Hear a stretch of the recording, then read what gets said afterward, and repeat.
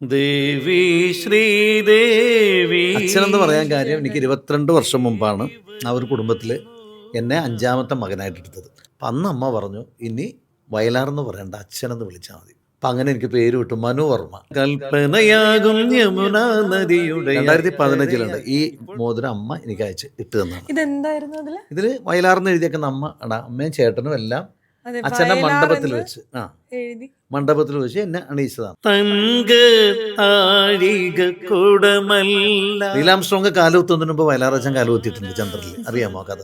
യവന സുന്ദരി. ഡ്രൈവ് ചെയ്യാറുണ്ട്? ഇല്ല, ഡ്രൈവ് ചെയ്യണ്ട. നിങ്ങൾക്ക് കിട്ടുന്ന അപൂർവമായ സിദ്ധിയാണ്. ചിലപ്പോൾ ഡ്രൈവർ ടെൻഷൻ കൂടുമ്പോൾ ഇത് നമുക്ക് ബാധിക്കാൻ സാധ്യതയുണ്ട്. വിശുദ്ധനായ സെബസ്ത്യാനോസേ. ഇതാണോ സുൽത്താന്റെ സാമ്രാജ്യം? എനിക്കിപ്പോൾ ഡ്യൂട്ടി സമയമല്ല. ഈ കടപ്പുറത്തുള്ള മുഖത്ത് നോക്കി വിളിച്ചു പറയണം, ഉറക്കേ, ഇത്രയേ ഉള്ളു, ഉറക്കേ. അങ്ങനെയൊന്നുമില്ല. സിനിമയിലൊക്കെ ഒരു പാടാനായിട്ട് എൻ്റെ കൂട്ടുകാരും വിളിച്ചിട്ടില്ല.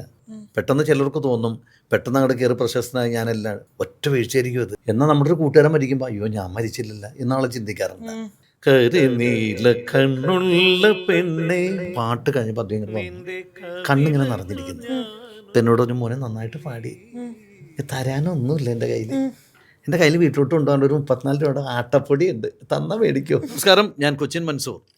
പ്രിയപ്പെട്ടവരെ, ഗതകാല സ്മരണകളായി വിറക്കുന്ന പഴയ ഗാനങ്ങളും വിശേഷങ്ങളുമായി പ്രൈം പോഡ്കാസ്റ്റിൽ അനീനയ്ക്കൊപ്പം ഞാനും ചേരുന്നു. നമ്മുടെ പഴയ മധുര ഗാനങ്ങളുമായി കുറച്ച് സമയം ഒരു സല്ലാപം.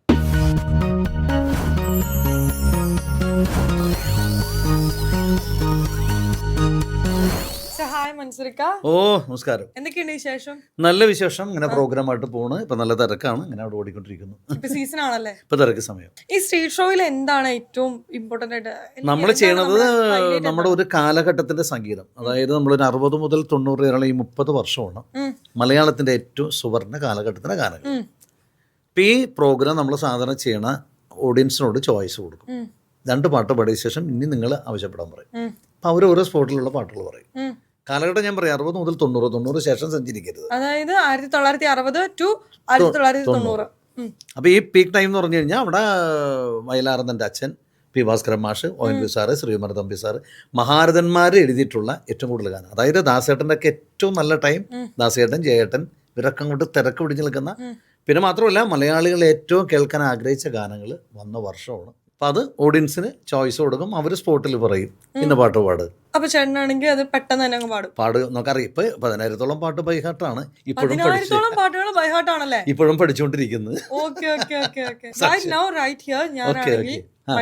ഒരു ടാസ്ക് തരാൻ പോകും. ഓക്കെ, ആയിക്കോട്ടെ. എന്റെ ഉള്ളിൽ ഈ പെട്ട പാട്ടാണ്, ഞാൻ ഇപ്പൊ തന്നെ മറുപടി പറയും കേട്ടോ. എനിക്ക് ഈ പാട്ടുകൾ ഒന്നും അറിയാൻ പാടില്ല. ഗൂഗിളിൽ നിന്ന് നോക്കിയാണ് കണ്ടുപിടിക്കാൻ പോകുന്നത്. 1990-ലും 60 ഇടയിലുള്ള പാട്ടുകളാണ് ഞാൻ ചോദിക്കാൻ പോകുന്നത്. ഓക്കെ, ദേവി ശ്രീദേവി.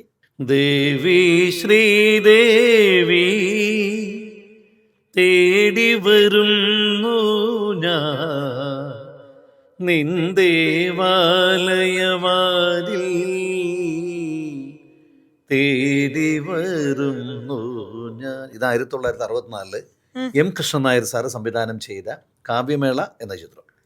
വയലാർ രാമവർമ്മ എന്നെൻ്റെ പ്രിയപ്പെട്ട അച്ഛൻ എഴുതിയ ഗാനം ദക്ഷിണാമൂർത്തി സ്വാമി സംഗീതം ചെയ്ത് എൻ്റെ ഗുരുതുല്യനായ ദാസേട്ടൻ പാടി മലയാളത്തിലെ നിത്യഹരിത നായകൻ പ്രേം നസീർ സാർ ജയദേവൻ എന്ന അന്ധനായ ഗായകനെ അവതരിപ്പിച്ചൊരു ചിത്രമാണ് കാവ്യമേള.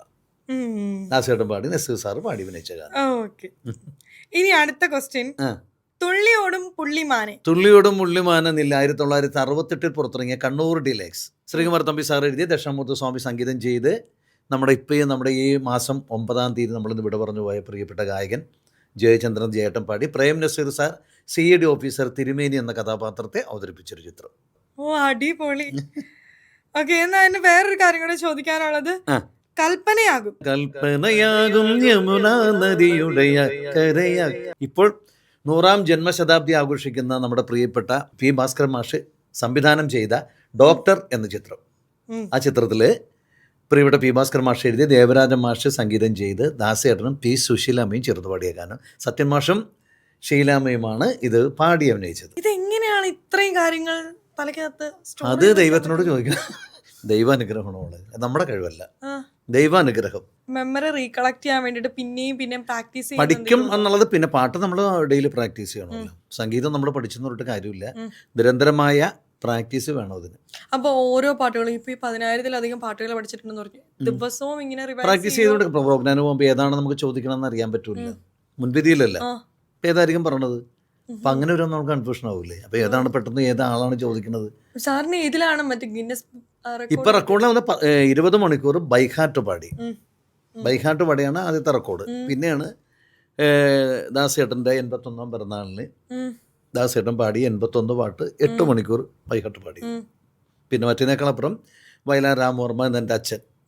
എന്താണ് വയലാർ രാമവർമ്മ എന്ന അച്ഛനെന്ന് പറയാൻ കാര്യം, എനിക്ക് 22 വർഷം മുമ്പാണ് ആ ഒരു കുടുംബത്തിൽ എന്നെ 5ാമത്തെ മകനായിട്ട് എടുത്തത്.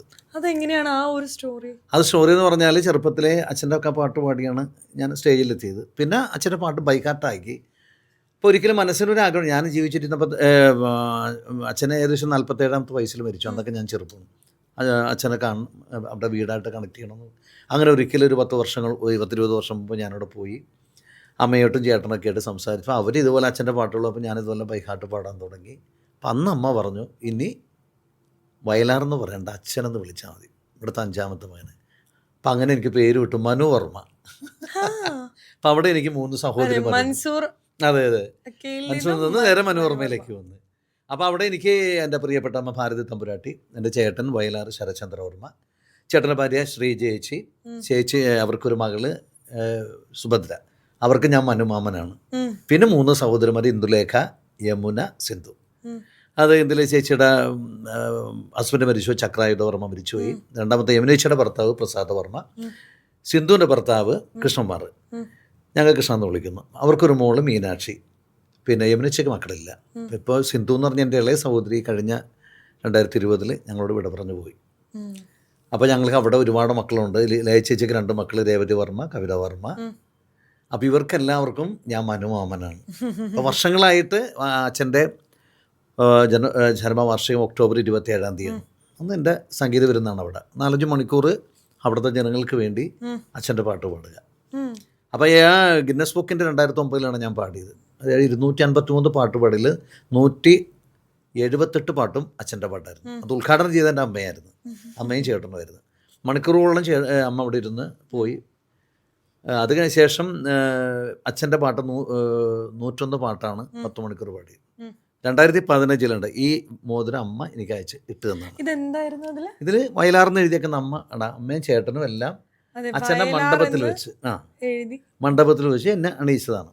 അപ്പം ഇതാണ് നമുക്ക് കിട്ടിയ ഏറ്റവും വലിയൊരു ഭാഗ്യം, അച്ഛൻ്റെ പേരിൽ നമുക്കിട്ടൊരു സ്വർണ്ണ മോതിരം.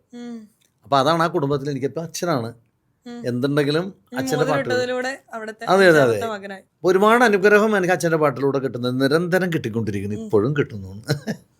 അപ്പോൾ അതൊരു മഹാഭാഗ്യമുണ്ട് നമുക്ക്. പിന്നെ അവിടുത്തെ ജനങ്ങൾ ഈ പറഞ്ഞ പോലെ നമ്മളിവിടെ ചെല്ലുമ്പോൾ അച്ഛൻ്റെ പാട്ട് കേൾക്കാനും വളരെ വ്യത്യസ്തമായിട്ട് ഒരുപാട് പാട്ടുകളുണ്ട്. ഇന്നത്തെ തലമുറ കേൾക്കാത്ത അച്ഛൻ്റെ ഒരുപാട് പാട്ടുണ്ട്. അപ്പം ഇങ്ങനെയൊക്കെ അച്ഛൻ എഴുതിയിട്ടുണ്ടോ എന്നൊന്ന് പലരും ചോദിക്കാം, വയലാർ ഇങ്ങനെ എഴുതിയിട്ടുണ്ടോ. അതായത് ഇന്നത്തെ നമ്മുടെ ലോകത്തിൻ്റെ അവസ്ഥ അന്ന് അച്ഛൻ എഴുതി. അങ്ങനെയൊക്കെ ഒരുപാട് സംഭവമുണ്ട്. നീലാംസ്ട്രോങ് കാലുകുത്തുന്നതിന് മുമ്പ് വയലാർ അച്ഛൻ കാലുകുത്തിയിട്ടുണ്ട് ചന്ദ്രനിൽ, അറിയാമോ കഥ? അതായത് പേൾവി എന്ന് പറഞ്ഞൊരു ചിത്രം, കുഞ്ചാക്കോ സംവിധാനം ചെയ്ത പേൾവി എന്ന ചിത്രം. അപ്പോൾ അതിലെ സബ്ജക്റ്റ് ഇതായിരുന്നു, ചന്ദ്രനിൽ പോയൊരു സംഭവം. അതാണ് കാണിക്കുന്നത്. അപ്പം അച്ഛന് ഇത്രയും ഇതായിട്ട് ആ പാട്ട് എഴുതി 2 മാസം കഴിഞ്ഞപ്പോഴാണ് നീലാംസ്ട്രോങ് കാലുകുത്തുന്നത്. അത് ദേവരാജ മാസ്റ്റർ സംഗീതം ചെയ്ത് ദാസേട്ടൻ പാടി, പ്രേം നസീർ സാറ് പാടി അഭിനയിച്ച പാട്ട്. ആ പാട്ടിൻ്റെ പല്ലവി എന്ന് പറയുമ്പോൾ, തങ്ക താഴിക കുടമല്ല താരാപഥത്തിലെ രഥമല്ല, ചന്ദ്രബിംബം കവികൾ പുകഴ്ത്തിയ സ്വർണമയൂരമല്ല, തങ്ക താഴിക കുടമല്ല. ഇത് അങ്ങനെ അച്ഛൻ എഴുതിയതാണ്. ഇതേ എഴുതിയ അച്ഛൻ തന്നെ ആ പടത്തിൽ മറ്റൊരു പാട്ട് എഴുതിയേക്കുന്നത്, വിശുദ്ധനായ സെബസ്ത്യാനോസേ ഞങ്ങൾക്കു വേണ്ടി പ്രാർത്ഥിക്കണം. 2 സ്റ്റൈലുള്ള പാട്ട്. ഞാൻ അതിൽ ഏറ്റവും നല്ല പ്രണയഗാനത്തിന് എഴുതിയിട്ടുണ്ട്. യവന സുന്ദരി സ്വീകരിക്കുകേ പവിഴമല്ലിക പൂവുകൾ. എങ്ങനെയാണ് ഈ കാണാപ്പാടം പഠിക്കണം, ഈ കാണാപ്പാടം പഠിച്ച ഇതിലൊരു ഗിന്നസ് റെക്കോർഡിന് വേണ്ടിയിട്ട് പഠിച്ചതാണോ അതോ അങ്ങനെ ഒന്നും പ്രതീക്ഷിച്ചിട്ടില്ല ഗ്രാജുവലി മുന്നേ. വന്ന ഇത് റെക്കോർഡാണോ ഇത്? സംഭവിച്ചു പോയെന്ന ഒരു കഥയെന്ന് പറഞ്ഞ പോലെയാണ്. കാരണം ഞാൻ പണ്ട് മറ്റുള്ള ട്രൂപ്പിലൊക്കെ പാടുമ്പോൾ ഉം. വന്ന് പാടും, മറ്റുള്ളവർ ഡയറി നോക്കി പാടുമ്പോൾ എനിക്ക് ഡയറി ഇല്ലാണ്ട് അവിടെ പാടും. അപ്പം അങ്ങനെ വന്നപ്പോൾ കൊച്ചിയിലെ ഒരു വലിയൊരു പ്രമുഖ ഗായകൻ കോറസ് പീറ്റർ, ഉം. അദ്ദേഹം കലാപൂരിലൊക്കെ മുഖ്യ ഗായകനായിരുന്നു. ഉം. അപ്പം പീറ്ററാണ് അങ്കിൾ, ഞാൻ പീറ്റർ അങ്കിൾ എന്ന് വിളിക്കുന്നത്. അദ്ദേഹമാണ് എന്നോട് പറഞ്ഞത്, എടാ നിന്റെ മനസ്സൊരു സാധനം കിട, പക്ഷെ നീ തിരിച്ചറിയില്ല. ഇത് നമ്മുടെ ഗായകൻ ഉണ്ണിമേനോനും എന്നോട് പറഞ്ഞിട്ടുണ്ട്. ഉം. ഞങ്ങൾക്കൊക്കെ ഡയറി ഇല്ലാതെ പാടാൻ പറ്റില്ല, നിനക്ക് ഇതെല്ലാം ബൈഹാർട്ടാണ്. അപ്പം നീ അതൊന്ന് സ്റ്റഡി ചെയ്യുന്നു പറഞ്ഞു. അപ്പം അന്ന് ഞാൻ മിമിക്സ് പരേഡിലും പോണൊരു കാലമാണ്. ഞാൻ അബി, ദിലീപ്, നാദർഷ, ഷിയാസ്, നാരായണൻകുട്ടി അങ്ങനെ പറഞ്ഞപ്പോൾ എന്നോട് പറഞ്ഞു അതൊക്കെ ഒന്ന് നിർത്തിയിട്ട് പാട്ടിൽ തന്നെ ഒന്ന് കോൺസെൻട്രേറ്റ് ചെയ്യുക. കാരണം ഞങ്ങൾക്ക് ഒരു വരി പോലും കാണാൻ അറിയില്ല, ഇത് ബൈഹാർട്ട് കറക്റ്റായിട്ട് പാടുന്നു, അപ്പോൾ ഒന്ന് സ്റ്റഡി ചെയ്യാം. അപ്പം അതൊരു പ്രചോദനമായി നമുക്ക്. അങ്ങനെ എടുത്ത് കൂടുതൽ ഇപ്പം നമുക്ക് ഇത്രയും പാട്ടറിയാമായിരുന്നു, ഇന്ന മരിച്ച ഡേറ്റുകളൊക്കെ ഇങ്ങനെ ഞാൻ പോലും അറിഞ്ഞില്ല. അപ്പോൾ ചിലർ ചോദിക്കും ജയൻ എന്നാ മരിച്ചത്, ചിലർ ഫോണിൽ ചോദിക്കും എന്നാ വെച്ച്. ഞാൻ 1980 നവംബർ 16 ഞായറാഴ്ച ഉച്ചയ്ക്ക് 3 മണിക്ക് കൃത്യമായിട്ട് കിട്ടും എന്ന് പറഞ്ഞാൽ നസീർ സാർ എന്ന് വിളിച്ചു ആ ഡേറ്റ് ചോദിക്കും, പ്രത്യേകതകളിൽ ചോദിക്കും. ഇപ്പം ഇതൊക്കെ നമ്മൾ അറിയാതെ വരുന്ന ചില സംഭവങ്ങളാണതല്ല. എപ്പോഴെങ്കിലും ഇങ്ങനെ പറഞ്ഞു പോയിട്ട് തെറ്റിപ്പോയിട്ടുണ്ടോ? പണ്ട് ഞാനൊരു ഡോക്ടർമാരുടെ ഒരു പരിപാടിക്ക് പോയി. അപ്പോൾ അതായത് ഒരു 70 കാലഘട്ടത്തിൽ ഡോക്ടറായിട്ടുള്ള കുറേ ആൾക്കാർ, ഒരു 65 പേരുടെ കൂട്ടായ്മ. അവരൊക്കെ പിന്നീട് അമേരിക്കയിലേക്ക് ആയിരുന്നു. അവർ ഒന്ന് ഒത്തുകൂടുന്ന സമയത്ത് തന്നെ പ്രോഗ്രാം വിളിച്ചു. അപ്പോൾ എന്നോട് പറഞ്ഞു, മൻസൂർ ഞങ്ങൾ കേൾക്കേണ്ടത് ഒരു 75-80 വരെയുള്ള കാലഘട്ടത്തിലെ പാട്ട് മതി, 80 ശേഷം വേണ്ട, ആ പാട്ടാണ് ഞങ്ങൾക്ക് വേണ്ടതെന്ന് പറഞ്ഞു. ഞാൻ പ്രോഗ്രാമിന് പോയി. ഇവർ ഓരോ പാട്ടുകൾ പറയാൻ തുടങ്ങി, ഞാനിങ്ങനെ പാടാൻ തുടങ്ങി. അപ്പോൾ ഒരു ഡോക്ടർ എഴുന്നേറ്റ് ഞാനൊരു പാട്ട് പറയാം, ഇതിന് ഉത്തരം നിങ്ങൾ പറഞ്ഞാൽ ഞാൻ നിങ്ങളെ സമ്മതിക്കാമെന്ന് പറഞ്ഞു. അപ്പോൾ ഞാൻ പറഞ്ഞു എനിക്ക് ഇത്രയും പാട്ടുകൾ അറിയാം, അപ്പം തന്നെ ഒരു 9,000 ചെല്ലാണ്, ഇതിൽ പെട്ടെന്നാണ് ഞാൻ ഉത്തരം പറയുക, കാരണം ഇനിയും പഠിച്ചുകൊണ്ടിരിക്കുന്നത്. അപ്പോൾ അദ്ദേഹം എന്നോട് ഇങ്ങനെ മനസ്സാ വാചാ കർമ്മണ ഞാൻ മനുഷ്യപുത്രനെ സ്നേഹിച്ചു, ഇതാണ് പാട്ട് പറഞ്ഞു. ഞാൻ പറഞ്ഞു എനിക്ക് കിട്ടി. ഇത് 1970 JD തോട്ടാൻ സംവിധാനം ചെയ്ത ഗംഗാ സംഗമം എന്ന ചിത്രമാണ്. ആരെഴുതിയ നമ്മുടെ വയലാർ അച്ഛൻ എഴുതിയതാണ്. ദേവരാജ മാസ്റ്റർ സംഗീതം ചെയ്ത് ദാസേട്ടൻ പാടി, പ്രേം നസീർ സാറ് പാടി അഭിനയിച്ചാണ്. അടുത്ത ചോദ്യം പറഞ്ഞു പ്രേം നസീറിൻ്റെ കഥാപാത്രം എന്താണ്, അതൊന്നും അറിയണമെന്ന് പറഞ്ഞു. ഞാൻ പറഞ്ഞു ഇന്നോളം അധികം സ്വീകരിക്കാത്തൊരു കഥാപാത്രം അസിസ്റ്റൻറ്റ് വികാരി ഫാദർ കളത്തിൽ എന്ന കഥാപാത്രം. ശരി പാടാൻ പറഞ്ഞു. പാടി കഴിഞ്ഞപ്പോൾ എനിക്കൊരു 7,000 റുപ്പീസ് പുള്ളി എനിക്ക് കൊണ്ട് തന്നു. അപ്പോൾ അദ്ദേഹം പറഞ്ഞു ഇതൊരു അപൂർവമായിട്ടുള്ളൊരു ഇതാണ് കൊടുക്കുക. അപ്പോൾ ഒരു ഉപദേശം കൂടെ തന്നു, എപ്പോഴും ഡ്രൈവ് ചെയ്യാറുണ്ട്, ഇല്ല ഡ്രൈവ് ചെയ്യണ്ട, നിങ്ങൾക്ക് കിട്ടുന്ന അപൂർവമായ സിദ്ധിയാണ്. ചിലപ്പോൾ ഡ്രൈവർ ടെൻഷൻ കൂടുമ്പോൾ ഇത് നമുക്ക് ബാധിക്കാൻ സാധ്യതയുണ്ട്. പിന്നെ ബാത്റൂമിൽ പോകുമ്പോൾ സൂക്ഷിക്കുക, കാല് തെന്നിയൊന്ന് വീണമെന്ന് തലയടിച്ച് വീണാൽ ആ സെക്കൻഡ് കൊണ്ട് നമ്മുടെ ഓർമ്മശക്തി, ഈ ഓർമ്മശക്തി എന്ന് പറഞ്ഞാൽ ചെറിയൊരു കടുകുമണി പോലത്തെ ഒരു സാധനം. ഇത് എൻ്റെ ജ്യേഷ്ഠ സഹോദരനായ നടൻ ക്യാപ്റ്റൻ രാജു എപ്പോഴും പറയും, എന്നെ മൻസൂർ ഭയങ്കര മൻസൂർ എവിടെയാണോ പൊന്നെ എന്നൊക്കെ പറഞ്ഞ് വിളിക്കുള്ളൂ. ഇവിടെ ചെന്നാൽ എന്നെ കൊണ്ട് പാട്ട് പഠിക്കൽ. എൻ്റെ മൂത്ത മകളുടെ വിവാഹ നിശ്ചയ ചടങ്ങിനാണ് അവസാനമായിട്ട് അദ്ദേഹം പങ്കെടുത്തത് 2018. അത് കഴിഞ്ഞൊരു 3 മാസം കഴിയുമ്പോൾ രാജായം പോയത്. അപ്പോൾ ഞങ്ങൾക്ക് ഭയങ്കര സങ്കടം, എൻ്റെ കുടുംബത്തിലൊരു തീരാൻ നഷ്ടമാണ് എനിക്ക് വ്യക്തിപരമായിട്ട്. അപ്പോൾ ഇദ്ദേഹമൊക്കെ എപ്പോഴും പറയും ഇത് സൂക്ഷിക്കണോട്ട് അങ്ങനെയാണെന്നൊക്കെ. അപ്പോൾ ഇങ്ങനെ ഉപദേശമുണ്ട് നമുക്ക്.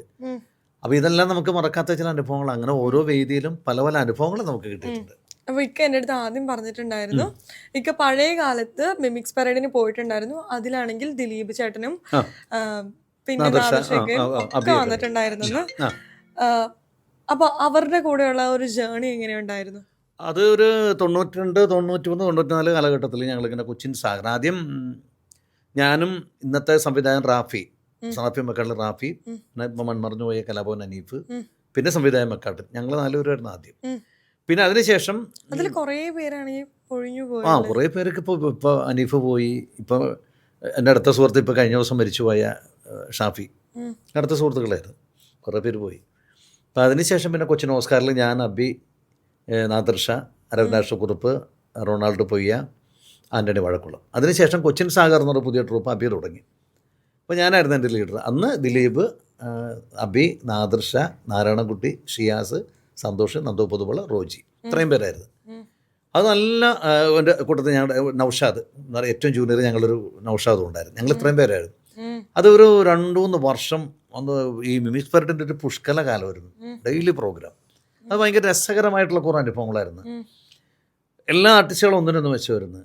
ഞാനായിരുന്നു അനൗൺസർ, കംപ്ലീറ്റ് ഇത് ചെയ്യുന്നത് ഞാൻ അനൗൺസർ ചെയ്യാനാണ്.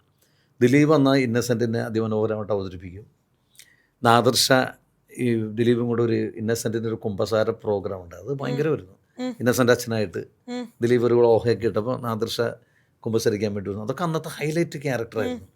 പിന്നെ അബിയുടെ ആമിനത്താത്ത. അപ്പോൾ ഈ ആമിനത്താത്ത കളിക്കുമ്പോൾ എൻ്റെ ഭർത്താവായ ബീരാനിക്ക് ഞാനായിരിക്കും. ഓ ഞങ്ങൾ ഹസ്ബൻഡ് ആയിരുന്നോ? അതെ, ഞങ്ങൾ ഒരുപാട് കാസറ്റും സ്റ്റൈലുകളും. അപ്പോൾ ബീരാനിക്ക് ഞാൻ ഫുള്ളിങ്ങനെ കളിക്കും. പിന്നെ ഷിയാസിൻ്റെ രജനീകാന്ത്, നാരായണക്കുട്ടിയുടെ ഒരു ബദർക്കുള്ള വാർത്ത, സന്തോഷിൻ്റെ മ്യൂസിക്, പിന്നെ നന്ദു പൊതുവാൾ ഈ പറഞ്ഞ പോലെ ഓളിനോളായിട്ട് എല്ലാത്തിലും ഉണ്ടാവും, നൗഷാദ്, എല്ലാവരും കൂടെ നിറഞ്ഞു നിൽക്കുന്ന ഒരു കാലം. അപ്പം അന്ന് മിമിക്സ് പരേഡിൻ്റെ ഏറ്റവും ടോപ്പ് കാലമായിരുന്നു. സുവർണ്ണ കാലമാണ്. കാലം എന്ന് പറഞ്ഞാൽ അതിനുവേണ്ടി മാത്രം ആൾക്കാർ ഓരോ ദിവസം 3 പ്രോഗ്രാമൊക്കെ അന്നും ഉണ്ടാവുമായിരുന്നു. അത്ര തിരക്ക് പിടിച്ചുള്ള ഓട്ടം പ്രോഗ്രാം ആൾക്കാർക്ക് ഭയങ്കര ഇഷ്ടമായിരുന്നു. എന്നാൽ ഞങ്ങൾക്ക് അന്നന്ന് വേറെ വസ്ത്രങ്ങളൊന്നുമില്ല, ഒരു ജുബയുണ്ട്, ഒരു പാൻറ്റും ഇത്ര ഉള്ളു. പിന്നെ ഒരു ഷോളൊക്കെ എടുത്തിട്ട് പെണ്ണ് ഫീമെയിലൊക്കെ ഒരു ഷോൾ എടുത്തിട്ടു, അതൊക്കെയായിരുന്നു അന്ന് കാണിച്ചത്. പക്ഷെ അന്നത്തെ ഐറ്റംസൊക്കെ വളരെ മനോഹരമായിരുന്നു. എല്ലാവരും ഒന്നിനൊന്നും വെച്ചുമായിരുന്നു. അങ്ങനെ സംഭവമായിരുന്നു. അത് മാത്രമല്ല വളരെ ടാലന്റഡ് ആയിട്ടുള്ള ആർട്ടിസ്റ്റുകളായിരുന്നു. അത് തീർച്ചയായിട്ടും. അപ്പോൾ അന്നൊക്കെ ഞാൻ ഈ ജയനയൊക്കെ ചെയ്യുമായിരുന്നു. പിന്നീടാണ് ഞാൻ ആദ്യമായിട്ട് ജയനെ ഗൾഫിൽ ഡ്രസ്സ് ഇട്ട് അവതരിപ്പിച്ചത് ഞാനാണ്. അത് നമുക്കൊരു പരീക്ഷണാർത്ഥം ചെയ്താണ് 95 ഒരു 30 വർഷം മുമ്പ്. അപ്പോൾ ഞങ്ങൾ ഇതുപോലെ ഒരു ഗൾഫ് ടൂർ പോയപ്പോൾ നമുക്കൊരു ആശയം വന്നു, നമുക്ക് ജയനെ ഒന്ന് അങ്ങനെ ഒന്ന് ചെയ്താലോ എന്ന്. അപ്പോൾ അന്ന് ആദ്യമായിട്ട് ഞാനൊരു റെഡ് ഷർട്ടും പച്ച പാൻറ്റും ബെൽറ്റൊക്കെ ഇട്ട് ആ രീതിയിലൊന്ന് അവതരിപ്പിക്കും. അതൊരു വെറൈറ്റി ആയിരുന്നു. അതിനുശേഷം പിന്നെ പലരും അത് അനുകരിച്ചു തുടങ്ങി. പക്ഷെ നമ്മളൊക്കെ ചെയ്യുമ്പോൾ അന്ന് വലിച്ചു നിന്നിട്ടല്ലോ, ജയൻ എങ്ങനെ പറഞ്ഞു അതാണ് നമ്മൾ പറഞ്ഞത്. അന്നത്തെ കാലത്തെ ആർട്ടിസ്റ്റുകൾ അതാണ്. ഇന്നിപ്പോൾ ചിലരൊക്കെ വെറുതെ വൾഗറാക്കി കളയാണ്. ചിലർ നന്നായിട്ട് ചെയ്യുന്നവരുണ്ട്, പക്ഷെ ചിലവർ വെറുതെ എന്നൊക്കെ പറഞ്ഞാൽ വലിയ ജയൻ അങ്ങനെയൊന്നുമില്ല. നല്ല അളന്നും കുറച്ച് നല്ല കൃത്യതയോടെ പറയുന്ന ആളാണ്. ശരി, പണ്ടത്തെ ആൾക്കാരെ ഇപ്പൊ കൂടുതലായിട്ട് അവരെ ഓവർ ഇമിറ്റേറ്റ് ചെയ്ത് അതാണ് കുഴപ്പം വരുന്നത്. അന്നൊക്കെ പറഞ്ഞാൽ ഇപ്പം ജയറാമൊക്കെ നസീർ സാറിനെ അവതരിപ്പിക്കുമ്പോൾ കറക്റ്റ് നസീർ സാറാണത്. അപ്പം ഈ മറ്റൊരു അവതരിപ്പിക്കുമ്പോൾ എല്ലാം കറക്റ്റ്. ഞങ്ങളെ ആ വലിച്ചുമാരി കളിക്കുന്നത് അത് അന്ന് ഞങ്ങൾ വീഡിയോ കാസറ്റ് കണ്ടിട്ട് അവരെങ്ങനെ അത് ചെയ്തോ അതിൻ്റെ മാനറിസം എന്തൊക്കെയാണോ. അപ്പോൾ ജയൻ എന്നൊക്കെ പറഞ്ഞാൽ ജയന് പ്രത്യേക ഒരു കണ്ണിൻ്റെ ഇതും ചുണ്ടിനൊക്കെ ഒരു പ്രത്യേകമായിട്ട് പുള്ളി സംസാരിക്കുള്ളൂ. അതൊക്കെ ഞാൻ കറക്റ്റ് നോട്ട് ചെയ്തിട്ടാണ് ചെയ്തത്. ഇപ്പത്തെ ആൾക്കാരെന്ന് പറഞ്ഞു കഴിഞ്ഞാൽ ആ ഒരു നിൽപ്പും അത്രയൊന്നുമില്ല മാത്രമാണ്. ശരി പറഞ്ഞാൽ ഞാൻ പറഞ്ഞു അദ്ദേഹം വളരെ അളന്നു കുറച്ചു. ഇപ്പത്തെ പറഞ്ഞു ഇതാണോ സുൽത്താൻ്റെ സാമ്രാജ്യം, എനിക്കിപ്പോൾ ഡ്യൂട്ടി സമയമല്ല, തലയിൽ ഇൻസ്പെക്ടർ തൊപ്പിയില്ല, ദേഹത്ത് കാക്കിക്കുപ്പായുമില്ല, സ്ഥലം പോലീസ് സ്റ്റേഷനുമില്ല, എന്തു പറയുന്നു, ഇത്രയുള്ള സാധനം. ഇങ്ങനെയാണ് ഞാൻ പ്രസന്റ് ചെയ്യുന്നത്. അല്ലാതെ ഇല്ലേ അല്ല അങ്ങനെയൊന്നുമില്ല. അദ്ദേഹത്തിന്റെ സിനിമ കാണാത്തതിന്റെ കുഴപ്പമാണോ? ഈ ഒരു ഡയലോഗിലാണ് ഈ ഒരു നീട്ടലിലും അങ്ങനെയൊന്നുമില്ല. ജയന്റെ എല്ലാ പടം എടുത്ത് നോക്കിയോ, അദ്ദേഹം കറക്റ്റായിട്ടാണ് സംസാരിക്കുന്നത്. അദ്ദേഹത്തിന് അതൊരു ശൈലിയുണ്ട്. ഈ കിടപ്പുറത്തുള്ള മുഖത്ത് നോക്കി വിളിച്ച് പറഞ്ഞു മുറക്കേ, ഇത്രേ ഉള്ളു, മുറക്കേ, അങ്ങനെയൊന്നുമില്ല. അതൊക്കെ വെറുതെ നമ്മൾ കൂട്ടിയിട്ടാണ്. ഇപ്പോൾ സത്യമാഷനെ തന്നെ ഉണ്ട്, വളരെ ചില സമയത്തൊക്കെ വികലമായിട്ട് അവതരിപ്പിക്കല്ലേ. അദ്ദേഹത്തിൻ്റെ മകൻ സതീഷ് സത്യൻ ചേട്ടൻ എൻ്റെ അടുത്ത സുഹൃത്താണ്. ഞങ്ങളിരിക്കുമ്പോൾ പറയും എന്ത് കഷ്ടമാണ് മൻസൂർ, പപ്പേനൊക്കെ ഇങ്ങനെ ഈ ചെയ്യുന്നവരാരും പപ്പയുടെ പടം കണ്ടിട്ടാണോ, ഏതെങ്കിലും ഒരു പടം കണ്ടിട്ടുണ്ടോ? സാറ് വന്നത് തന്നെ മിമിക്സ് പരേഡിലൂടെയാണ്. അതിൽ കുറേ പേരാണെങ്കിൽ സൂപ്പർ സ്റ്റാർസ് ആയിട്ടുണ്ട്, കുറേ പേര് സൂപ്പർ സംവിധായകരായിട്ടുണ്ട്, കുറേ പേര് പല മേഖലയിലും വളരെയധികം പ്രശസ്തരായിട്ടുള്ള ആളുകളായിട്ടുണ്ട്. പക്ഷെ സാറ് മാത്രം ഇപ്പോഴും ഈ ഒരു ഫീൽഡിൽ തന്നെ പിടിച്ചു നിൽക്കുകയാണ്. എന്തുകൊണ്ടാണ് ഈ ഒരു ഫീൽഡ് തന്നെ സ്റ്റക്ക് ഓൺ ചെയ്ത് നിൽക്കുന്നത്? ഒന്നാമത്തെ കാര്യം എനിക്ക് ഇഷ്ടപ്പെട്ട ഫീൽഡിലാണ് ആ പഴയ പാട്ടുകൾ. അപ്പം അതിലൂടെ ഒരു യാത്ര ചെയ്യുമ്പോൾ ഒരു സുഖം ഒന്ന് വേറെ തന്നെയാണ്. പിന്നെ രണ്ടാമത്തെ കാര്യത്തിൽ സിനിമയിലൊക്കെ ഒരു പാടാനായിട്ട് എൻ്റെ കൂട്ടുകാരും വിളിച്ചിട്ടില്ല. എല്ലാവരും പ്രൊഫസറായിട്ട് ഒരുപാട് പേരുണ്ട് എൻ്റെ കൂടെ ഉണ്ടായവരൊക്കെ. ആരും വിളിച്ചിട്ടില്ല, ഞാൻ ചോദിച്ചിട്ടുമില്ല.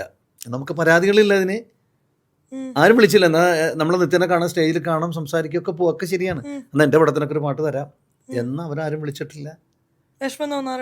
അങ്ങനെ വിഷമിക്കേണ്ട കാര്യമില്ല മോനെ. അതല്ല ഞാൻ പറഞ്ഞത്, നമുക്ക് വിധിച്ചേക്കണത് ദൈവം ഒന്ന് വിധിച്ചിട്ടുണ്ട്, അത് നമുക്ക് കിട്ടും. അല്ല അത് കിട്ടില്ല. ഭാഗ്യം എന്ന് പറഞ്ഞ സാധനമുണ്ട്, അത് വലിച്ചെറിഞ്ഞിട്ടാലും കിട്ടും.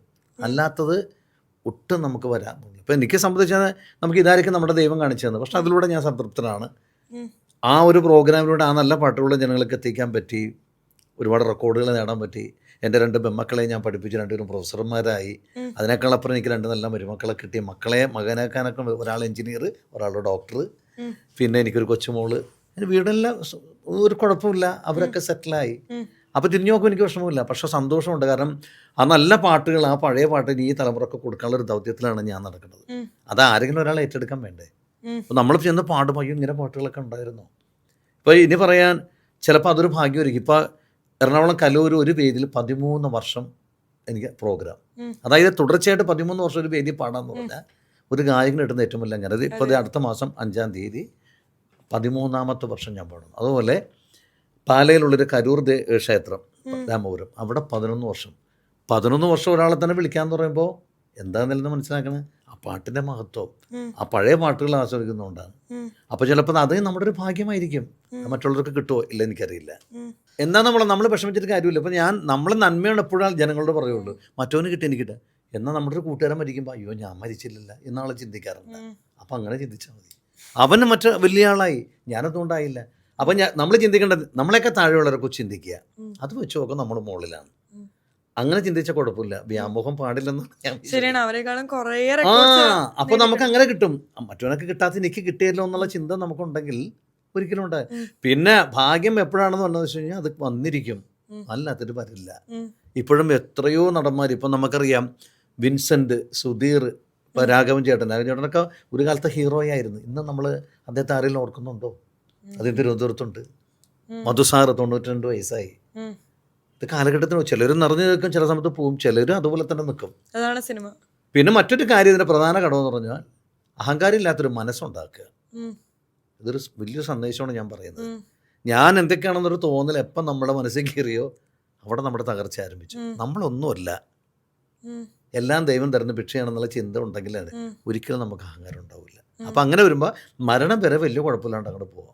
പെട്ടെന്ന് ചിലർക്ക് തോന്നും പെട്ടെന്ന് അങ്ങോട്ട് കയറി പ്രശസ്തനായി ഞാനെല്ലാം, പക്ഷെ എപ്പോഴും അടി കിട്ടണമെന്ന് പറയാൻ പറ്റില്ല, ഒറ്റ വീഴ്ചയായിരിക്കും അത്.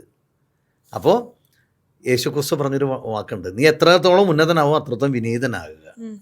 ഈ ഒരു തത്വം മനസ്സിൽ വെച്ചാൽ മതി. ഞാൻ അതിലാണ് വിശ്വസിക്കുന്നത്. നമുക്കിട്ട് സന്തോഷമുണ്ട്. ഇന്നും ലളിതമായ ജീവിതത്തിലൂടെ ഞാൻ പോകുന്നു. അതാണ് എൻ്റെ ഇക്ക പണ്ട് തൊട്ടേ സ്റ്റേജ് ഷോസ് ചെയ്യുന്ന, പണ്ടും ചെയ്യുന്നുണ്ട്, വർഷങ്ങളായി ഇപ്പോഴും ചെയ്യുന്നുണ്ട്. അപ്പൊ പണ്ട് ചെയ്യുമ്പോഴും ഇപ്പോഴും ചെയ്യുമ്പോഴും ജനറേഷൻ ഗ്യാപ്പ് വളരെ വ്യത്യാസമുണ്ട്. അപ്പൊ ആളുകളുടെ മെന്റാലിറ്റി വ്യത്യാസമുണ്ട്, ആളുകൾ എൻജോയ് ചെയ്യുന്ന ഡിഫറെന്റ് വേസിലാണ്. അപ്പൊ പണ്ടുള്ളതും ഇപ്പൊ ചെയ്യുന്നതും തമ്മിലുള്ള എന്താണ് വ്യത്യാസമായിട്ട് തോന്നുന്നത്? ഏറ്റവും രസകരമായിട്ടുള്ള ഒരു അനുഭവം എന്താണ്? അനുഭവം എന്ന് പറഞ്ഞാൽ ഒരുപാട് അനുഭവം. കാരണം ഈ പഴയ പാട്ടുകൾക്ക് എന്ന് പറഞ്ഞാൽ മരണമില്ല, അതുകൊണ്ട് അത് ഇഷ്ടപ്പെടുന്ന ഒരു ഓഡിയൻസും ഉണ്ട് എവിടെയും. അപ്പോൾ തട്ടുളിപ്പ് പാട്ടുകളും ഉണ്ടാവും. ആ പഴയ പാട്ടിന് ഇപ്പോൾ നമുക്ക് ഒരു മധുരക്കനവൻ ലഹരിയിലെങ്കിൽ ചിലപ്പോൾ ജനറേഷൻ അത് വന്ന് ചോദിക്കും, പടകാളി എന്ന് പാടാൻ പറയും, അത് പാടും. അന്തിക്കടപ്പുറത്ത് പാടാം, അത് അവർക്ക് ഇഷ്ടപ്പെട്ട പാട്ട്. പക്ഷേ ഒരു 50 ഇരട്ടുള്ള ആളുകൾ ഇന്നലെ നീ ഒരു സുന്ദരരാഗമായി, മനുഷ്യമന്ത്രങ്ങൾ സൃഷ്ടിച്ചു, ചക്രവർത്തിനി, ഇതൊക്കെ കേൾക്കുമ്പോൾ അവർ സൈലൻ്റ് ആയിട്ടിരുന്ന് കാണുന്നതാണ്. ഇപ്പോൾ ഏറ്റവും കൂടുതൽ ഒരു അനുഭവം പണ്ട് എനിക്ക് മല്ലപ്പള്ളി എന്നൊരു സ്ഥലത്ത് വെച്ച് ഞങ്ങൾ പാടിക്കൊണ്ടിരിക്കുമ്പോൾ അവിടുത്തെ അച്ഛൻ ഒരു പള്ളിയിലായിരുന്നു. ഇങ്ങനെ അച്ഛൻ പറഞ്ഞു, ഇങ്ങനെ അദ്ദേഹത്തിന് ഇത്രയും പാട്ടറിയാം, ഇന്നലെ 23 പേരുടെ ഗാനമുള്ള ഇന്ന് ഒരാൾ എന്നാണ് പാടുന്നത്, പക്ഷെ അത് നിങ്ങൾ പറയുന്ന പാട്ട് എന്ന് പറഞ്ഞ് പാട്ട് ചോദിച്ചു. ഓരോരുത്തരും ഇഷ്ടമുള്ള പാട്ട് പറയാൻ തുടങ്ങി. ഒരു പ്രായമുള്ള ഒരു 90 വയസ്സായിട്ടുണ്ട് ഒരു അപ്പാപ്പൻ, ഷർട്ട് ഇട്ടിട്ടില്ല, ഒരു നാട മാത്രം ഇട്ടിട്ട് സ്റ്റേജിലോട്ട് കയറി വന്നിട്ട് എന്നോട് പറഞ്ഞു, മോനെ ഈ നിത്യകാമുകി ഞാൻ നിൻ മടിയിൽ എന്നുള്ളൊരു പാട്ട് കേട്ടിട്ടുണ്ട്, അത് ഏത് പടത്തിലെ? ഞാൻ പറയുന്നത് സൂസി എന്ന് പറഞ്ഞ സിനിമയിലാണ്. ആരെഴുതി? ഞാൻ പറഞ്ഞു വയലാറച്ചൻ എഴുതി. ഒന്ന് പാടാമെന്ന് ചോദിച്ചു. ഇത് ഞാൻ പാടി. അപ്പോൾ ഞാൻ അങ്ങനെ പറഞ്ഞു, ഇദ്ദേഹം പറഞ്ഞ പാട്ട് എന്ന് പറഞ്ഞ് ഞാൻ ഈ പാട്ട് പാടി. മനസ്സിന് ഒരുപാട് വേദനിപ്പിച്ചൊരു സംഭവം. പാട്ട് കഴിഞ്ഞപ്പോൾ അദ്ദേഹം ഇങ്ങനെ വന്നു, കണ്ണിങ്ങനെ നിറഞ്ഞിരിക്കുന്നു. എന്നോട് ഒരു മോനെ നന്നായിട്ട് പാടി, തരാനൊന്നുമില്ല എൻ്റെ കയ്യിൽ. എൻ്റെ കയ്യിൽ വീട്ടിലോട്ട് കൊണ്ടുപോകാൻ ഒരു 34 രൂപയുടെ ആട്ടപ്പൊടി ഉണ്ട്, തന്നാൽ മേടിക്കുമോ? ഈ ഒരു ആക്ഷൻ സത്യം പറഞ്ഞാൽ നമ്മൾ വല്ലാതെ ആയിപ്പോൾ. അപ്പോൾ ആ ഒരു പാക്കറ്റ് തരാനാണ്, അപ്പോൾ തന്നാൽ മേടിക്കും. ഞങ്ങൾ തരാൻ പറഞ്ഞു. ഇതെടുത്തിൻ്റെ കയ്യിലോട്ട് വന്നു, കണ്ണിങ്ങനെ നിറഞ്ഞു. അപ്പോൾ അച്ഛൻ പറഞ്ഞു, മൻസൂർ ഇത് അദ്ദേഹത്തിൻ്റെ മനസ്സാണ് തന്നത്, ലക്ഷങ്ങൾ ചിലപ്പോൾ വില മതിക്കുക, ആ ഒരു സന്തോഷം. നമ്മൾ ശരിയാണ് അച്ഛൻ. പിറ്റേ ദിവസം ഞാനത് അമ്മയെ വിളിച്ച് പറഞ്ഞു, ഭാരതി അമ്മ ഇന്നലെ അച്ഛൻ്റെ പാട്ടോടെ ഇപ്പോൾ ഇങ്ങനെ ഒരു അനുഭവമുണ്ട്. മോനെ ഇതാണ് സന്തോഷം, ഇതാണ് ജനങ്ങൾ നേടുന്നത്, നമ്മുടെ മനസ്സാണ്. പിന്നെ നമ്മുടെ മനസ്സിൽ നിന്ന് പോവില്ല. മറ്റൊരിക്കലും ഇതുപോലെ തന്നെ പൂവാറ്റോടെ ഞാൻ കായലരികത്ത് വലറിഞ്ഞപ്പോൾ വളകിലേക്ക് സുന്ദരം എന്നുള്ളൊരു പാട്ട് പാടാൻ പറഞ്ഞു. ഞാനത് പാടിക്കഴിഞ്ഞപ്പോൾ ഒരു പ്രായമുള്ള ഒരാളെ സ്റ്റേജിലോട്ട് കയറുന്നു, മോനെ പാട്ട് എനിക്ക് ഇഷ്ടപ്പെട്ടു, ഞാൻ ഇപ്പം മേടിച്ച കോടയാണ്, ഇത് കയ്യിലിരിക്കട്ടെ. അങ്ങനെ വലിയൊരു കാലം കൂടെ. അപ്പം ഇങ്ങനെ ഒരുപാട് അനുഭവങ്ങൾ ഉണ്ടായിട്ടുണ്ട്. അത് നമുക്ക് ജീവിതത്തിൽ ഇത് പണ്ടുള്ള അനുഭവങ്ങളാണോ അതോ ഇപ്പോഴും ഈ അടുത്ത കാലത്തുണ്ടായ കഥകള്? ഈ അടുത്ത കാലത്തുണ്ടായ കഥകളാണ് ഞാനിപ്പോൾ ഈ പറഞ്ഞത്. പഴയ കാലത്ത് ഇപ്പോഴത്തെ കാലത്ത് എന്താ വ്യത്യാസം? വ്യത്യാസങ്ങളൊന്നുമില്ല, പിന്നെ ആസ്വാദനം ഒരുപോലെയൊക്കെ തന്നെ. പിന്നെ ഞാൻ പറഞ്ഞില്ല, സ്റ്റൈലുകൾ ചിലപ്പോൾ മാറുന്നു മാത്രമേ ഉള്ളൂ. പിന്നെ നമ്മുടെ പ്രോഗ്രാം പഴയതായതുകൊണ്ട് അത് കാണാനുള്ള ഇതിലാണ് ആൾക്കാർ വരുള്ളൂ. കാരണം തട്ടുള്ളിപ്പ് പാട്ടല്ല, ആൾക്കാർ ചോദിക്കണം നല്ല പാട്ടുകൾ. അപ്പോൾ അതിൽ ചിലപ്പോൾ ചില ആൾക്കാർ കുട്ടികൾക്കൊന്ന് തുള്ളാൻ വേണ്ടി പറയാം, നീ തീരം തേടും തിരയുടെ പാട്ടിലൊന്ന് പാടാമോ സാർ. അപ്പോൾ അത് വേണം ചിലപ്പോൾ ചെട്ടിക്കുളങ്ങര, അത് അവർക്ക് ഇഷ്ടപ്പെട്ടതാണ്. അപ്പോൾ അത് അവർക്ക് ഇഷ്ടപ്പെട്ട പാട്ടോട്. എന്നാലും ചില ഇപ്പോഴത്തെ ജനറേഷൻ എല്ലാ കുട്ടികൾ വന്നിട്ട് എന്നെപ്പോലും അമ്പരപ്പിക്കുന്ന രീതിയിൽ ചില പഴയ പാട്ടുകൾ ചോദിക്കും. ഇതുപോലെ ഞാൻ തൃശ്ശൂരിലേക്ക് പാടിക്കൊണ്ടു ഒരു കുട്ടി വന്നിട്ട് ഇന്നലെ നീ ഒരു സുന്ദരമായി മോളുടെ പ്രായം വന്നിട്ട് സാറാ പാട്ടൊന്ന് പാടാം. ഞാൻ പാടി, അത് ഭയങ്കരമായിട്ട് കൈയടിച്ചു. ഞാൻ ചോദിച്ചാൽ മോക്ക് എന്താ ഈ പാട്ടാണ്? എനിക്ക് ഭയങ്കര താല്പര്യമുള്ള പാട്ടാണ്. അവർ വെരി ഗുഡ്, നല്ല പാട്ടാണത്, എൻ്റെ അച്ഛന് ഇഷ്ടപ്പെട്ട പാട്ടാണ്. അങ്ങനെ വരും. പിന്നെ ഞാൻ ഈ 2024 കണ്ണൂർ സെൻട്രൽ ജയിലിലൊരു പ്രോഗ്രാമിന് പോയി, അവിടുത്തെ തടവുകാർക്ക് വേണ്ടി. അവിടെ ഇതുപോലെ തന്നെ ഇഷ്ടംപോലെ ഈ തടവുകാരിങ്ങനെ വന്നപ്പോൾ അവരുടെ ഓരോ അനുഭവങ്ങൾ പാട്ടിലൂടെ വരണത്. ഒരാൾ ശ്യാമസുന്ദര പുഷ്പമേ, ഒരാൾ ഇളവന്നൂർ മഠത്തിൽ നടക്കില്ല. അപ്പോൾ ഒരു തടവുകാരൻ വന്നിട്ട് നല്ല പഠിപ്പുള്ളൊരു ആളാണ്. സാറാ കരിനീല കണ്ണുള്ള പെണ്ണെ നിൻ്റെ കവിളത്ത് ഞാനൊന്നും നുള്ളി, നാസിറിനെ ലളിതാണ് ഒന്ന് പാടാമെന്ന് ചോദിച്ചു. അപ്പോൾ എനിക്ക് തോന്നുന്നു അദ്ദേഹത്തിന് എന്തോ കഥയിൽ പാട്ടായിട്ടുണ്ട്. എന്താണെങ്കിലും ആ പാട്ട് പാടി നിന്ന് കരയാണ് ഞാൻ കണ്ടിരുന്നത്. ഞാനിങ്ങനെ കരിനീല കണ്ണുള്ള പെണ്ണെ നിന്റെ കവിളത്തു ഞാനൊന്നു നുള്ളി, കരിനീല കണ്ണുള്ള പെണ്ണെ. സാധനം പാട്ട് തീരെ വരുന്ന കരയായിരുന്നു. ഇതേപോലെ എന്തെങ്കിലും ബാഡ് എക്സ്പീരിയൻസ് ഉണ്ടായിട്ടുണ്ടോ? കാരണം ഇത്രയും നാളത്തെ എക്സ്പീരിയൻസിന്റെ ഇടയിൽ എന്തായാലും നല്ല എക്സ്പീരിയൻസ് മാത്രമല്ല മോശമായിട്ടുള്ള ഒരുപാട് പ്രശ്നം ഉണ്ടായിട്ടുണ്ട്. ഒരു സ്ഥലത്ത് വെച്ച് ഇതുപോലെ തന്നെ ഞാൻ പാടണില്ലെന്ന് പറഞ്ഞ് പ്രശ്നം ഉണ്ടാക്കി. അതും കോട്ടയത്ത് വെച്ചാണ്. ഇയാൾ പാടണല്ലേ, ഇയാൾ വേറെ ആക്ഷൻ കാണിക്കുന്നു എന്നൊക്കെ പറഞ്ഞ് ഭയങ്കര പ്രശ്നം. പാടണില്ല, പറയണ പാട്ടൊക്കെ പാടും, എന്താ നടക്കണമായിരുന്നു എന്നൊക്കെ പറഞ്ഞു. അവസാനം ഞാൻ പറഞ്ഞു മേഡം എന്താ സംഭവം എന്ന് ചോദിക്കും. അത് ശരിയല്ല, അന്ന് മേഡം ഒരു പാട്ട് പറ. പാലരുവിക്കരയിൽ. ശരി, ഞാൻ അങ്ങോട്ട് വരാമെന്ന് പറഞ്ഞാൽ സ്റ്റേജിൽ നിന്ന് ഇറങ്ങി പുള്ളിയുടെ അടുത്ത് വന്നു. ഞാൻ പറഞ്ഞില്ല പാലരുവിക്കരയിൽ എന്നുള്ള പാട്ട് പറഞ്ഞത് പത്മവ്യൂഹം എന്ന ചിത്രത്തിൽ ദാസേട്ടൻ പാടി. പാട്ട് മുഴുവൻ എന്നാണ് അവിടെ പാടിയത്. പാട്ടിൻ്റെ ഇടയ്ക്ക് ഞാൻ മൈക്കൊന്ന് മാറ്റി, 2 പ്രാവശ്യം മാറ്റി. പുള്ളിക്ക് മനസ്സിലായി, ഇപ്പം ബ്ലാങ്ക് ആയിട്ട് കിടക്കണം. അപ്പം ഞാനിങ്ങനെ മാധവമാസ നിലാവിൽ മലക്കുടിലിൽ ഇങ്ങനെ എടുത്തപ്പോൾ പുള്ളിക്ക് കഴിഞ്ഞു വന്നപ്പോൾ എനിക്കൊരു 500 സമ്മാനം. സാറ് ഒന്നും തോന്നരുത്, ഇതിന് അഭിനന്ദനമായിട്ട് എടുത്താൽ മതി. കാരണം എനിക്ക് അത്ര സംശയം, കാരണം പറയണ പാട്ട് ഡേറ്റ് പറയുന്നു, സിനിമ പറയുന്നു, പിന്നെ എന്താണിത് ഒരു സംശയം വന്നു. അതുകൊണ്ട് അപ്പോൾ ഒന്നും തോന്നരുത്. അപ്പോൾ ഇതും അങ്ങനെ. അപ്പോൾ ഇങ്ങനെയും സംഭവം ഉണ്ടായിട്ടത്. പിന്നെ ചിലർ പ്രശ്നം ഉണ്ടാക്കാൻ വരുന്ന ആൾക്കാരും ഉണ്ടല്ലോ. ഈ എൻ്റെ പാട്ട് പാടിയില്ല, ഒരാളൊന്ന് പ്രശ്നം ഉണ്ടാക്കി എനിക്ക് ഞാൻ പാടിയ പാട്ട് പറഞ്ഞില്ല, അങ്ങനെയാണ് എൻ്റെ കാച്ചിക്കളയും എന്നൊക്കെ പറഞ്ഞത്. കാരണം പുള്ളിയുടെ പാട്ട് പാടത്തിൽ താമസിച്ചു, കാരണം വേറെ ആൾക്കാരുടെ കിടക്കിയത്. ആ ചന്ദ്രളഭം പാടിയില്ല എന്ന് പറഞ്ഞ് ഭയങ്കര പ്രശ്നം. എൻ്റെ മൂത്ത മകളുടെ കല്യാണത്തിന് പി.ടി. തോമസ് സാറും പിള്ള MLA ഉമ്മ തോമസ് മേഡം കൂടെ വന്നിട്ടുണ്ട്. അവിടെ വെച്ച് എന്നെ കൊണ്ട് ഈ പാട്ട് പഠിച്ചു. അപ്പം ഞാൻ അദ്ദേഹത്തോട് ചോദിച്ചു, എന്താ സാറിന് ഈ പാട്ടിടുന്നത്? എന്താണെന്നറിയില്ല, മനസ്സിൽ എനിക്ക് ഈ പാട്ട് ഭയങ്കര ഇഷ്ടം. ഞാൻ എന്തെങ്കിലും മരിക്കുകയാണെങ്കിൽ എൻ്റെ ശവസംസ്കാര ചടങ്ങിൽ ഞാൻ ഈ പാട്ട് വെക്കുള്ളൂ. അത് സത്യമാണ്. ഒരു 3 വർഷം മദ്യം മരിച്ചു പോയപ്പോൾ അദ്ദേഹത്തിന് ശവസംസ്കാരം നടക്കുമ്പോൾ ഈ പാട്ട് ഇങ്ങനെ വരികയായിരുന്നു. അതാണ് ചില പാട്ട്. ഒരാൾ പറഞ്ഞില്ല, ഞാൻ മരിക്കുമ്പോൾ ജേട്ടനെ ഒന്നിൻ്റെ സ്തുതിയാഴ്ത്തി മാത്രം വെച്ചാൽ മതിയെന്ന്. ഇതിങ്ങനെ ഓരോരുത്തരുടെ ഓരോ മനസ്സിലുണ്ട് ഇങ്ങനത്തെ പാട്ടുകൾ. പിന്നെ അതാണ് ഞാൻ പറഞ്ഞത്, ആ പാട്ടുകൾക്കൊന്നും മരണമില്ല. പിന്നെ അന്നത്തെ ദേവരാജൻ മാഷും ദക്ഷിണാമൂർത്തി സ്വാമിക്ക് കാലത്ത് അതിജീവിക്കുന്ന പാട്ടുകളാണ് അവരുണ്ടാക്കിയത്. അവർ കാശിന് വേണ്ടിയല്ല, അവിടെയാണ് നമ്മൾ നോക്കേണ്ടത്. അവരൊന്നും മാസ്റ്ററാണ്. അതായത് ദേവരാജൻ മാഷാണ് സംഗീത ലോകത്തിൻ്റെ യൂണിവേഴ്സിറ്റിയാണ് അദ്ദേഹം. ഒരു പാട്ട് അങ്ങോട്ട് ചെയ്യുന്നത്, ആ പാട്ടിന് എന്തെല്ലാം ഭാവം കൊടുക്കും. ഒരു പാട്ടുകാരൻ പഠിക്കേണ്ട ആവശ്യം അതാണ്. തൊട്ടതെന്ന് തോന്നിയാൽ തൊട്ടതുപോലെ തൊട്ടതുപോലെ നമുക്ക് തോന്നും. അതുപോലെ തൊട്ടില്ല ആദ്യം വെറുതെ തൊട്ടു, പിന്നെ തൊട്ടില്ല മുട്ടിട്ടുവല്ലോ മേല പാട്ട് പോലുണ്ട്. അപ്പോൾ അത് ഭാവം, പാട്ടിന് കൊടുക്കാനുള്ള ഭാവം, അത് നമ്മൾ ഉൾക്കൊണ്ട് പാടുമ്പോഴാണ് ഈ പാട്ടിന് ജീവൻ വരണത്. അപ്പോൾ അന്ന് കൊടുത്തിരുന്ന അതാണ്, ശ്രുതിയും താളവും ലയവും ഉച്ചാരണ ശുദ്ധിയെല്ലാം വരണം. ഇപ്പം സുശീലമ്മ വന്ന എന്താണ്, ശ്രാവണ ചന്ദ്രിക പൂ ചൂടി, ആ പൂ ചൂടിച്ചു എന്ന് പറയുമ്പോൾ ചൂടിക്കുന്നത് പോലെ തോന്നണ്ട.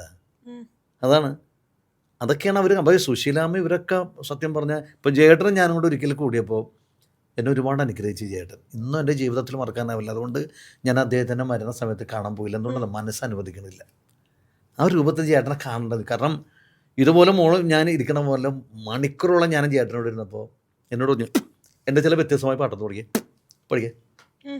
ഞാൻ പറയാം ഏതോട്ടെ, മണിവർണ്ണ വൃന്ദാവനം. അപ്പം ഞാൻ ഇങ്ങനെ മണിവർണ്ണനില്ലാത്ത, അപ്പം പെട്ടെന്ന് ചേട്ടൻ കണ്ട മേല് കൂതീർ പഠന പ്രശ്നം നിൻ്റെ ഓർമ്മശക്തിയല്ല ദൈവം തന്നാണത്. അപ്പോൾ ചേട്ടനോട് ഇതുപോലെ തന്നെ ഒരുപാട് വ്യത്യസ്തമായ പാട്ട് ചേട്ടൻ എന്നോട് ചോടെ ഞാൻ മറന്നിടുന്ന ചില പാട്ടൊക്കെ പറഞ്ഞു. അപ്പോൾ ഞാൻ പറഞ്ഞിങ്ങനെ യത്തീം എന്ന സിനിമയിൽ ചേട്ടൻ്റെ പാട്ട് പാടി. എപ്പോൾ പാടി? ആരാ പാടി പഠിച്ചു? വേറെ സത്താർക്ക പാടിയേ.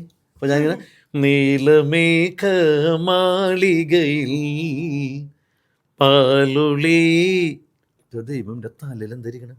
അപ്പോൾ ശരിക്കും ഇപ്പോൾ ചേട്ടൻ്റെ ആ ഒരു അനുഗ്രഹമൊക്കെ എനിക്കൊന്ന് കിട്ടി. അപ്പോൾ അങ്ങനെ അവർ ലെജൻഡാണ് അവർ എന്ന് പറഞ്ഞ പോലെ. ഞാൻ ദാസേട്ടനെ കുറിച്ച് പറയുമ്പോൾ സംഗീത ലോകത്ത് അസ്തമിക്കാത്തൊരു സൂര്യൻ എന്ന് പറഞ്ഞത് ദാസേട്ടനാണ്.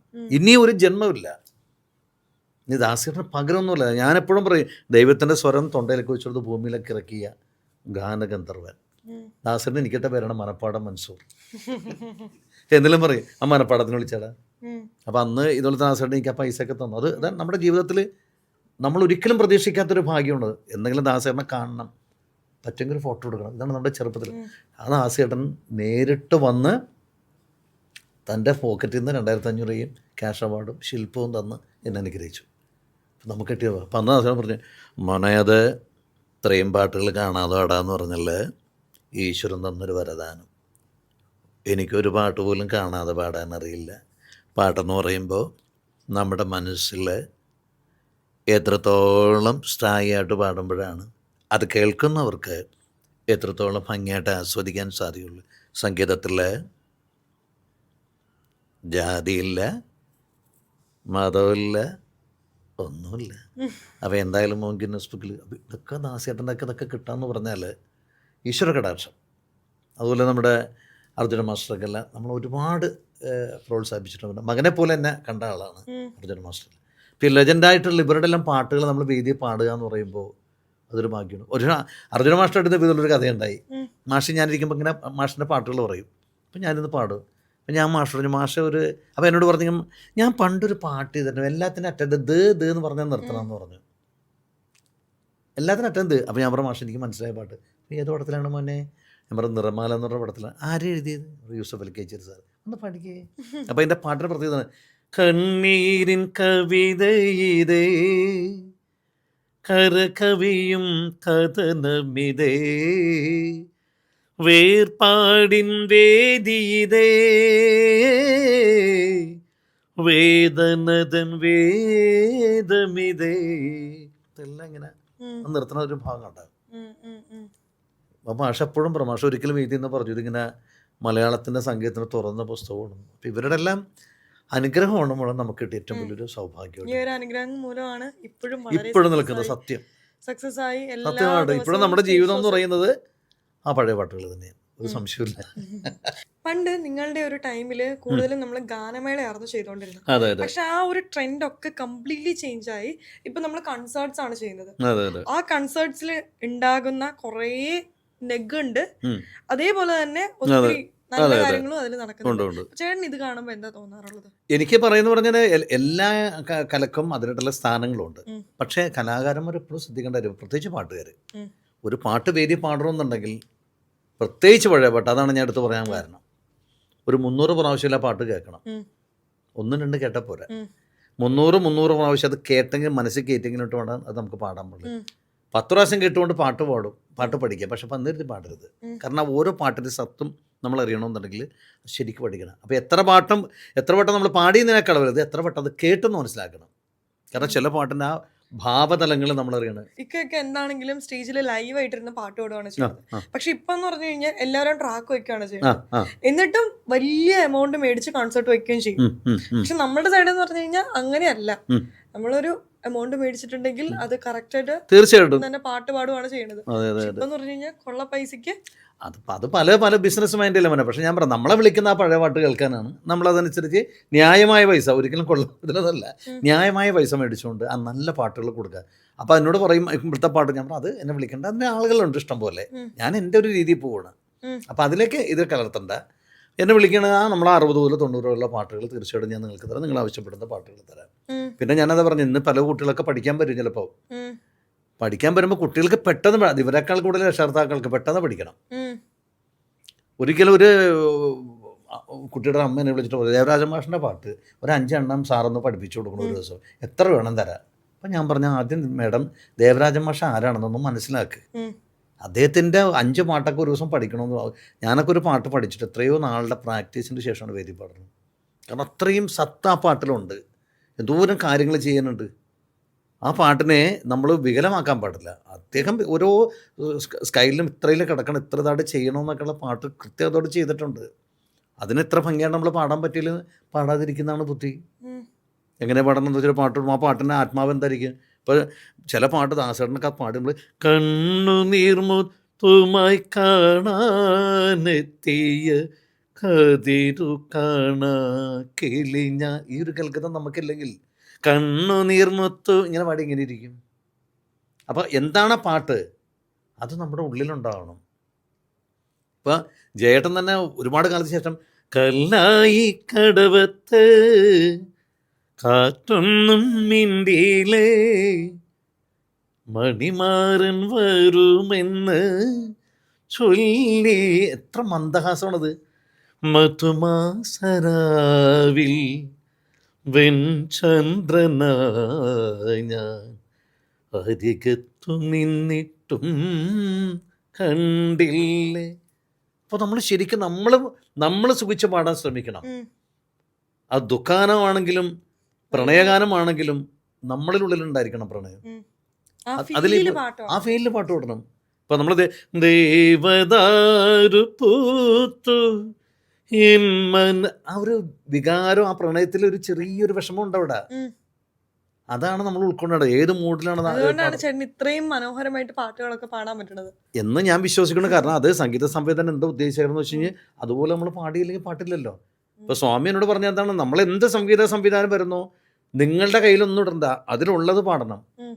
പൊൻവെയിൽ മണിക്കച്ച അഴിഞ്ഞു കൊടുത്താൽ ആ അഴിഞ്ഞു വീണ പോലെ നമുക്ക് തോന്നണം. അപ്പോൾ പൊൻവെയിൽ മണിക്കച്ചയടിഞ്ഞു വീണു ഇങ്ങനെയൊക്കെ പാടുമ്പോൾ അതിന് ജാനകിയമ്മയൊക്കെ പാടുന്നത് കേട്ട് കഴിഞ്ഞാൽ എന്താണ് അതിൻ്റെ പഠിക്കേണ്ടത് നമുക്ക്?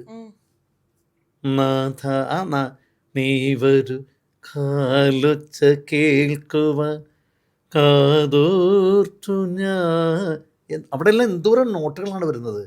ഇത് നമ്മൾ ഉൾക്കൊണ്ടെങ്കിൽ മാത്രമാണ്. കാരണം നമ്മൾ ഉൾക്കൊണ്ട് പാടാൻ ജനങ്ങളുടെ ഇതിലൂടെ പോരുത്, ഹൃദയത്തിലെത്തണം. ഹൃദയത്തിലെത്തണമെന്നുണ്ടെങ്കിൽ അത്രയും ഭാവസാന്ദ്രതയോടെ അത്രയും ഫീലില് നമ്മൾ പാടിയാൽ മാത്രമാണ് അവർക്കത് കിട്ടുള്ളൂ, അല്ലെങ്കിൽ കിട്ടില്ല. നമ്മൾ എത്ര ഫീലിൽ പാടണം, അത് എങ്കിലും മാത്രമേ അത് അവിടെ ഇരിക്കുള്ളൂ. ഇതാണ് ആ പാട്ടിൻ്റെ പുറത്ത്. അപ്പോൾ അതുകൊണ്ട് അവരുടെ നല്ല രചന, നല്ല സംഗീതം, നല്ല ആലപനം, ഇതെല്ലാം വേണം. അതാണ് ഇവരൊക്കെ നമ്മുടെ മുമ്പിൽ നിൽക്കുന്ന യൂണിവേഴ്സിറ്റിയുടെ, പ്രത്യേകിച്ച് ദേവരാജൻ മാഷ്. ഇപ്പം ഹരിവരാസനം എന്ന് പറയുമ്പോൾ അദ്ദേഹം ചെയ്തു വെച്ചേണ്ടത് ഉണ്ട്. സമയമാൻ രഥത്തിൽ സ്വർഗയാത്ര ചെയ്യുന്നുള്ള പാട്ട് ഇത് എഴുതിയതൊരു ജർമ്മൻകാരനാണ്, ഓർബിറ്റ് നാഗൽ. ഓർബിറ്റ് നാഗൽ എന്ന് പറഞ്ഞ ജർമ്മൻകാരൻ എഴുതിയ പാട്ട്. പലരും പറഞ്ഞു ഇത് വയലാറച്ചനല്ല. അതിൽ ഒരു വരി മാത്രം അച്ഛൻ കറക്റ്റ് ചെയ്തു, ഞാൻ തനിയെ പോകുന്നു. പക്ഷേ ദേവരാജൻ മാസ്റ്റർ എന്ന് പറഞ്ഞ ലെജൻഡായ യൂണിവേഴ്സ് അദ്ദേഹം സംഗീതം ചെയ്ത് പീലിലെ ചേച്ചി മാധുര്യമ്മയും പാടിയപ്പോഴാണ് ആ പാട്ടിൻ്റെ വരികൾ.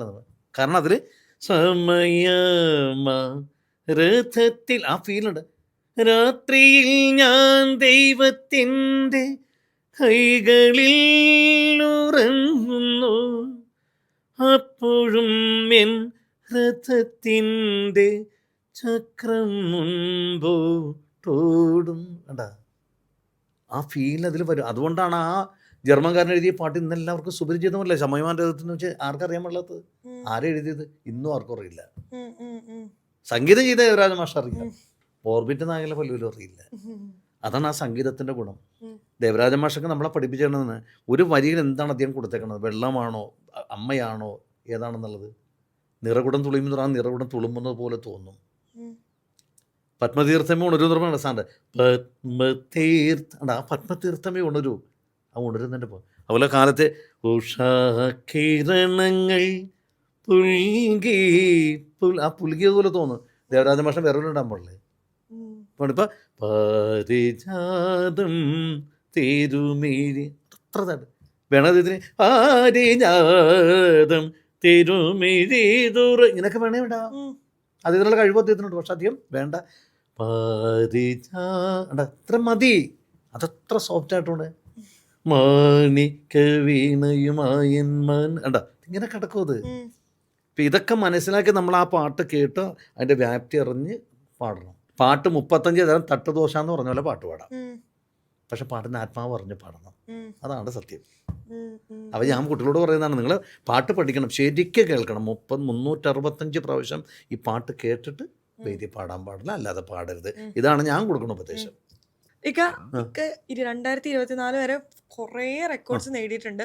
അപ്പോൾ ഞങ്ങൾക്ക് അറിയേണ്ടത് 2025 ഇക്ക എന്താണ് പ്ലാൻ ചെയ്തിരിക്കുന്നത്, ഏത് റെക്കോർഡ് പൊട്ടിക്കണം എന്നാണ്? റെക്കോർഡുകൾ ഒരുപാടുണ്ട്. ഇപ്പോൾ ഏറ്റവും അടുത്ത് കിട്ടിയതാണ് ഇപ്പോൾ ഈ ജനുവരി 23 നമ്മുടെ ജയേട്ടൻ പാടിയ 33 പാട്ടുകൾ പാടിയത് കണക്ക്. അത് റെക്കോർഡ് ഇട്ടപ്പോൾ 24. ഇനിയിപ്പോൾ ഉള്ള റെക്കോർഡ് വരും നമ്മുടെ ദേവരാജൻ മാഷ്. ഞാൻ ഇപ്പോൾ നേരത്തെ പറഞ്ഞത് സംഗീതത്തിൻ്റെ യൂണിവേഴ്സിറ്റി. ദേവരാജൻ മാഷ് സംഗീതം ചെയ്ത 101 പാട്ടുകൾ 10 മണിക്കൂർ ബൈഹാർട്ട് പാടാനാണ് എൻ്റെ അടുത്ത പ്രോജക്റ്റ്. പിന്നെ ഇനിയുമുണ്ട് നമ്മുടെ മധുസാറ് പാടിപ്പോൾ 92 വയസ്സായ മധുസാറ് പാടി അഭിനയിച്ച ഒരു 51 ഗാനങ്ങൾ 5 മണിക്കൂർ. അപ്പോൾ ഒരുപാട് പ്രോജക്റ്റുകൾ മനസ്സിലുണ്ട്. പിന്നെ നമ്മളെല്ലാം കേൾക്കാത്ത ഒരുപാട് പാട്ടുകളുണ്ട്. അത് ക്രോഡീകരിച്ചുകൊണ്ട് ഒരു പ്രോഗ്രാം. അതായത് ഒരു സിനിമ ചിലപ്പോൾ 10 പാട്ടുണ്ടായാലും ചിലപ്പോൾ 2 പാട്ട് ശ്രദ്ധിക്കപ്പെടാതെ പോകും. എന്നാൽ ആളുകളൊക്കെ എവിടെയോ കേട്ടിട്ടുണ്ടാവും. അപ്പം അത്തരത്തിലുള്ള പാട്ടുകൾ എടുത്തിട്ട് അങ്ങനെ ചെയ്യണം.